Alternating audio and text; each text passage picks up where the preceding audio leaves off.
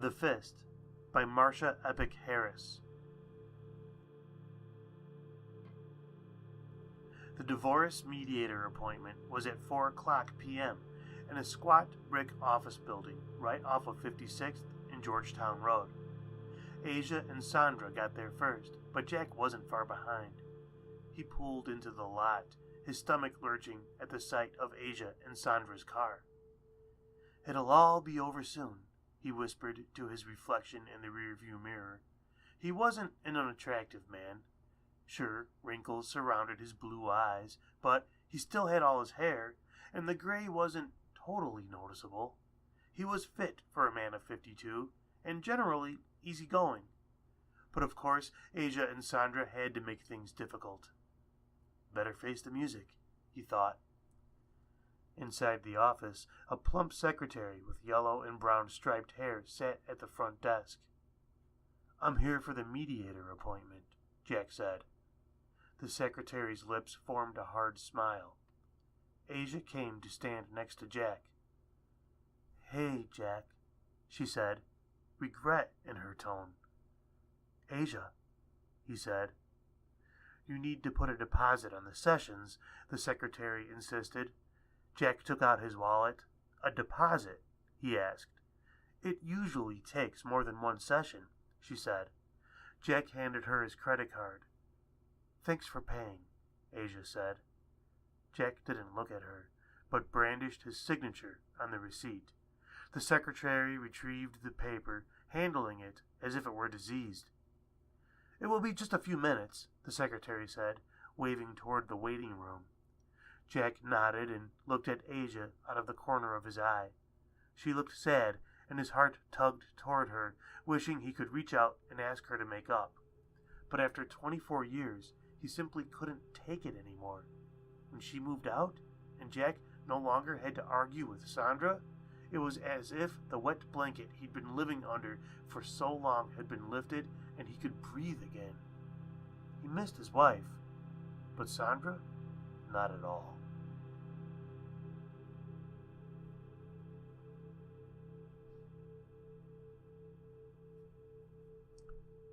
Asia had become a ventriloquist when she was 6 years old. She drew 2 eyes and a mouth on the thumb end of her closed fist. Wiggling her thumb, it looked like the folds of her fingers were lips, speaking, and she used a funny voice to provide the fist with words. "Want to hear a joke?" the fist would say. "Yes," Asia would respond. "What did the cow say when her friend lied to her?" the fist asked. "What?" "That's a bunch of bull," the fist said. Asia and the fist cackled at their own cleverness. Asia's parents laughed at her jokes too. They encouraged Asia to try producing the fist's voice without moving her lips so she could make the effect even more amusing. Asia practiced in front of the mirror every day. She quickly learned that it was impossible to make the sounds B, F, M, P, Q, V, and W without moving her lips. Undeterred, she figured out how to substitute sounds that worked. She practiced obsessively. Indulging in her fantasy, Asia's mom started asking strange things like, "Does the fist want eggs for breakfast?" Asia replied in Fist's voice, "No, chocolate cake." Then Asia would correct her and say, "Eggs are healthier, Sandra." It took a while for her parents to start calling Asia's fist Sandra, her given name. But once they did, Sandra became a truly integrated part of the family. In fact, Sandra became Asia's best friend. Asia didn't have any siblings, and her parents worked an awful lot, so Asia shared her life with Sandra. They told each other their secrets. Sandra confessed the horrors of having one's face washed off daily. Asia promised to tattoo Sandra's face on her hand as soon as she turned 18. Asia told Sandra that Eddie Johnson pulled her pants down on the playground. Sandra nodded with a flat-mouthed grimace. "I saw that," Sandra said. "Next time, we karate chop him." But mostly, Asia confessed to Sandra that she didn't understand why her parents were always around, but never there. They were realtors who worked from home, but when the office door was shut, and it was always shut, Asia was left to her own devices. "Do you think they even know I'm here?" Asia asked Sandra. "Don't worry, Asia," Sandra would say. "I'll always take care of you."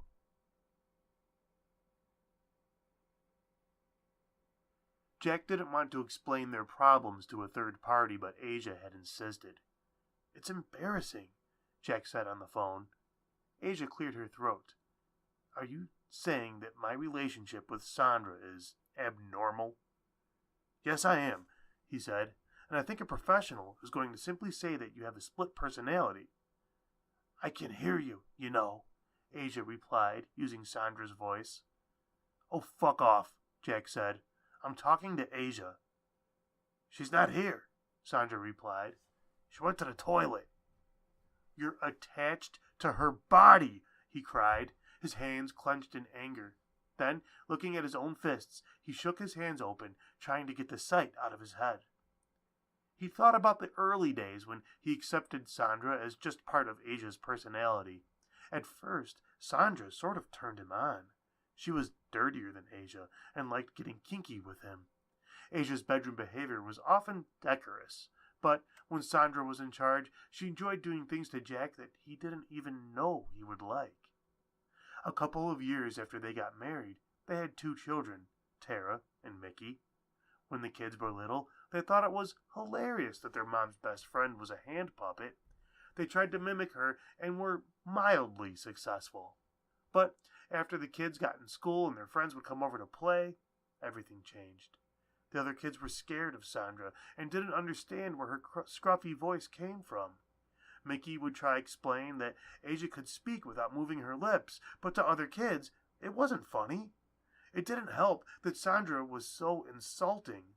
Once, a little girl came to play with Tara and broke Tara's favorite doll. Sandra said to the girl, "You're never going to have nice things. You're going to grow up and have sex with rich money for men, like your mom." Today, Jack thought once as he and Asia were escorted to a small wood-paneled office, "I'm just going to have some common decency. But for the love of God, couldn't she wear a glove?" They sat on the opposite sides of the table and waited. Jack had to admit, Asia looked stunning. She had her hair cut recently, and her bangs swept effortlessly away from her gorgeous brown eyes. Her body, in clothes, was seemingly perfect, but he knew the real Asia. The faded stretch marks from the kids, how her breasts sagged when she wasn't wearing a bra. Her imperfections were badges of their experiences together. His eyes traced the contour of her shoulder, remembering her wedding gown, with the lace that formed the neckline, the elbow-length gloves she had worn. That was the one peaceful day without Sandra. His eyes traveled down her arm to the hated fist, resting placidly on the large faux leather chair. 2 eyes, long ago tattooed on Asia's hand, seemed to narrow and glower at Jack as the red-painted lips grimaced. The thumb on the fist dropped to spit out, "What?" "Nothing," Jack said. "Sandra, please," Asia said. "You're in control, you know," Jack said. "How many times have we been through this?" Jack shrugged, the familiar disgust throbbing in his temples. He couldn't bear the dissonance of the 2 women in Asia's body. She was a permanent prisoner to herself. The door thrust open, and in came a grandmotherly woman with a notepad, wearing a pantsuit and helmet hair. Her glasses sat low on her nose, and her smile looked like an apology. "You must be Jack and Asia. Nice to meet you," she said, holding out her hand to Jack. "I'm Stella Stafford. I'll be mediating for you today." Jack shook her hand. Asia nodded but kept her hands on the chair. "So," Stella said, "we need to figure out the assets. Since your children are in college, there's no custody, but we do have to figure out who is paying tuition. I want to acknowledge that not everything gets worked out in one meeting." "So I've heard," Jack said. "I don't think it will take long," Asia said. Have you already agreed to arrangements? Stella asked, confused. We have, Jack said, gesturing at himself and Asia. It's Sandra that won't agree. And who is Sandra? Stella asked in a neutral tone. Me, Asia said in Sandra's voice, holding up her fist. My name is Sandra Bobandra, and I'm the third party in this relationship. Oh, Stella blinked. Then an impartial smile returned to her face. She looked back and forth between Asia and Jack. She's the reason we can't be together anymore, Asia said. Sandra and Jack can't get along, and it's caused problems. Stella removed her glasses. I see. Jack leaned back in his chair. How many times have I heard her explain this? The only question was whether Stella would be one of those idiots who just accepted Asia's peculiarity, or, like the kids who had been terrified, ran away. It's her hand, all right? Jack said bitterly. She thinks it's a real person, and it's not. It's her hand. Stella nodded and looked back and forth between them. Sandra is not just a hand, Jack. You know that, Asia said. He's never accepted me, Sandra said. I'm too blunt for him. Well, this is a unique case, Stella said, writing on her notepad. How kind of you, Sandra said, as if Stella's awkward response were a compliment. Jack rolled his eyes. Why aren't actual fucking adults ever on my side? So, what have you discussed as terms of the divorce? Stella asked. We'll sell the house and split the proceeds, Jack said. Neither of us needs such a big place anymore. I want the house, Sandra said. There are memories there. I don't know why she's doing this, Asia said. Memories? Jack laughed. My memories are of the house, Jack, Sandra said. I don't want to remember you. No one can ever forget that pimple of a dick you have. Jack smirked. So typical, Sandra. Stella nodded with a concerned coo and wrote more notes. So, Sandra is a person, Stella said, in a voice full of empowerment. She smiled pointedly at Asia's fist. Not really, Jack said. It's just, when you live under these conditions for so long, you just sort of give up. Asia stroked her Sandra hand. She is real, Asia said, and his penis is fine for the record. You like fucking me more, Sandra said. Asia shrugged. We just communicate better than Jack and I do. It's masturbating, Jack said. When you're fucking Sandra, you're just masturbating. Stella kept writing, then paused to say agreeably to Jack, I can see why you'd think that. It's like I can read her mind, Sandra said. Rage tore through Jack. He should have hospitalized her years ago. He'd been weak.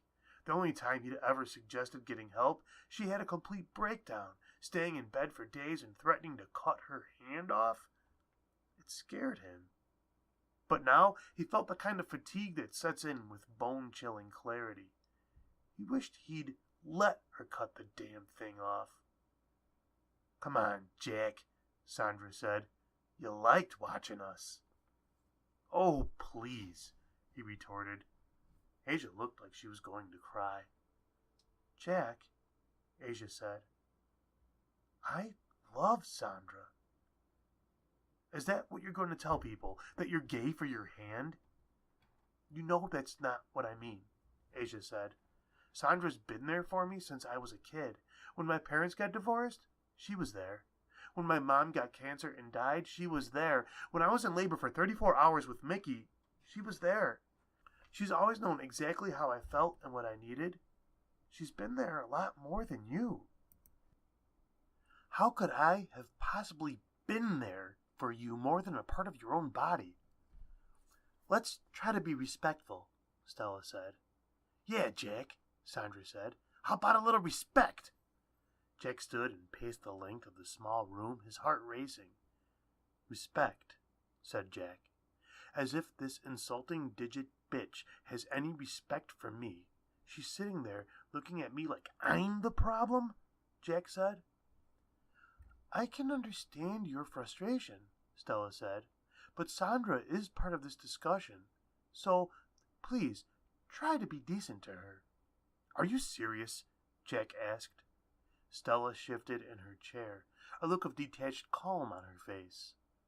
You can't tell me that you're going to let Sandra be a part of the divorce proceedings, Jack said. You see that she's crazy, don't you? I can see that Asia and Sandra have special needs, Stella said. Clearly, Jack said. He flopped into his chair. He was tired of fighting with adults who were too embarrassed by Asia's proclivities to address them. He had been one of them for a long time, justifying Sandra as an eccentricity rather than a symbol of Asia's deep-seated abandonment issues.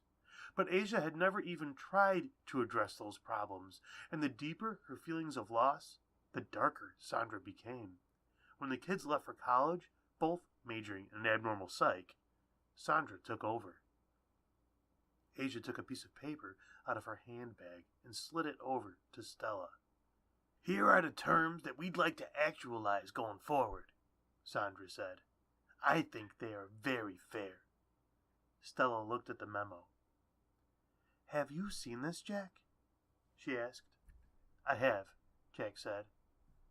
And what are your objections? Stella asked. She wants to split our assets 3 ways, Jack said. And what is the problem with that, in your opinion? Stella asked. Jack stared at Stella for a moment.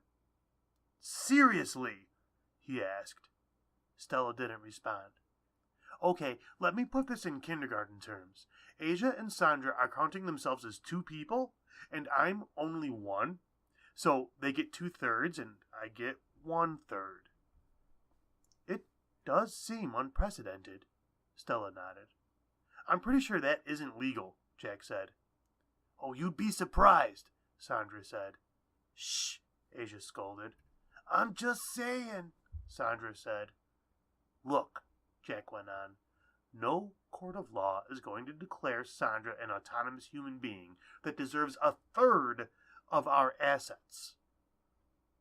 Do you want to go to court? Stella asked. Jack slumped and shook his head. No, he said. I don't want to, you know. What? Stella asked.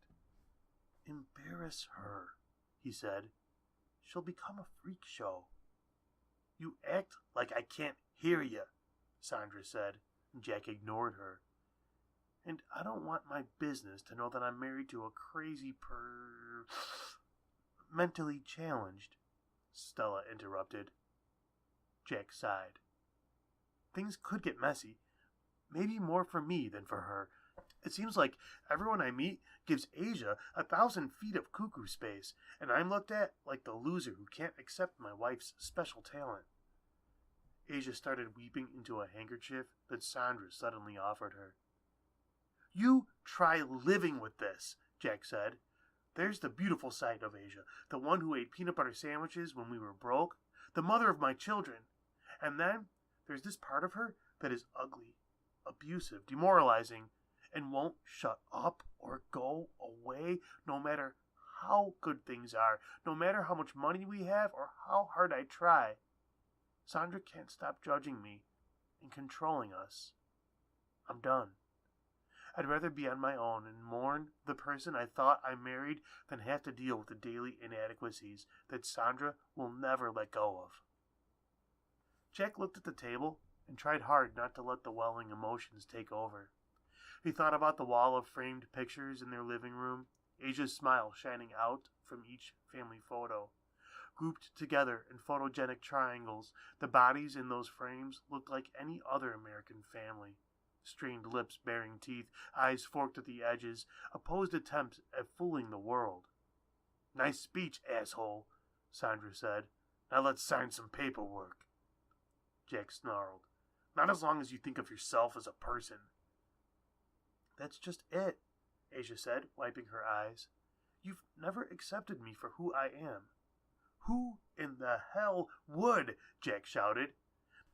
Maybe the people who don't Maybe the people who don't have to live with a parlor trick, but you can't see how unreasonable you've been with me.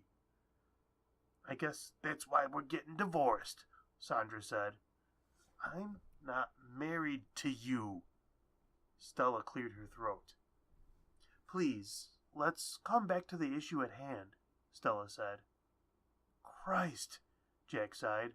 Someone save me from this stupidity. Stella looked over the paper with the figures on it again. You are asking for a lot, she said to Asia. And he's right. No court would support it. Some mediator you are, Sandra said. Asia followed with, Now, let's not get personal, Sandra. Stella looked at Jack. See what I mean? He said. Jack, you don't understand her, Sandra said. She is not well. You think you can take care of her? You don't even know her. The pain she's carried around, you can't even begin to understand it. And now, you, divorce. Every single person in the world has left Asia, but me. And I'm not going to let you hurt Asia ever again. The fist reached into Asia's purse and pulled out a gun. Stella pushed back from the table, squealing in fear. Jack froze in his seat. He looked hard at Asia. You are in control, Asia, he said slowly. Don't let her do this. Shut up, Jack, Sandra said. You have no idea who's in control. Stella looked at the gun in the fist and uttered in hysterics, You're holding a gun. How are you even talking? Sandra replied, Asia's not the only ventriloquist in the room. Stella yipped and held her hands over her mouth. Sandra, put the gun down, Jack said. You don't want Asia to go to prison. You're supposed to protect her. From people like you, and you're the reason it's come to this. Jack leaned forward and whispered, Asia, please. Don't you dare, the woman screamed at him, her mouth opening wide. My name is Sandra. Jack lunged across the table, scrambling for the gun. Sandra pulled the trigger, and bang, rattled the room. The kickback from the gun surprised the fist and caught her off guard. Jack knocked Sandra and Asia to the ground, hot pain screaming through his side. They struggled, rolling over, and the gun was knocked away. Locked face to face on the ground, Jack struggled to grab at her arms, but his hands were slick with blood. The woman rolled him to his back and pressed her thumbs to his neck as hard as she could. Jack grabbed his wife's wrists, trying to stop the intense pressure on his throat. Garbled, choking sounds filled his ears.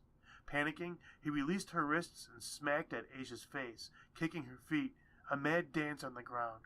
Her unbelievable strength he never knew she possessed, was squeezing the life out of him. His vision started swimming. Just as suddenly as it started, Asia stopped. She fell limp, letting go of Jack and rolling away from his body. She stared at him as Jack coughed and gasped. His neck felt bruised and swollen. He rolled to his knees, his forehead on the floor. Tears fell easily as he huddled there, his hands shielding his head. He sobbed and tried hard to breathe, his chest heaving. I'm calling the police, Stella yelped, running from the room. Don't move. Asia lay looking at him. Bluish circles had appeared under his red, bloodshot eyes. I'm sorry, she whispered. I don't know what came over her. Jack crawled across the floor to the gun, grasping it in his hand. Jack, I'm so sorry, Asia pleaded. He came to her side and pinned the fist to the ground, the gun in the middle of Asia's upturned palm. You're hurting me, Asia said. Don't. Jack looked at Asia, her face wincing with pain. A ghastly hole punched through the fist as Jack pulled the trigger. Asia screamed, but did not try to remove her hand from his grasp. Jack pulled the trigger again and again and again. Asia's hand was shredded with wounds. Jack rolled away from Asia. She held her ruined hand to her chest. He gulped the air, filled with the smell of gunfire. Are you okay?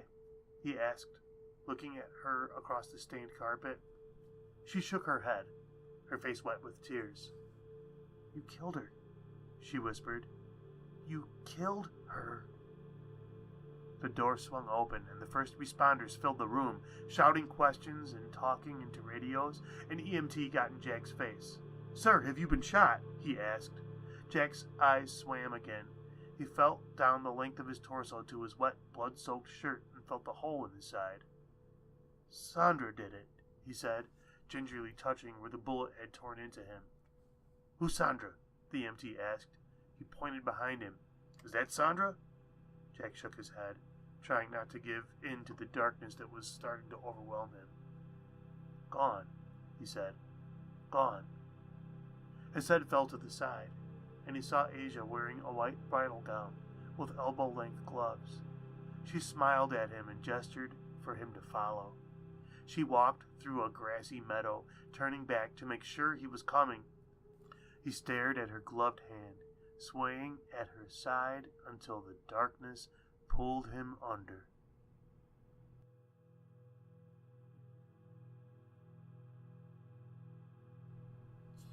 Marcia Eppich Harris teaches Shakespeare and dramatic literature at Marian University.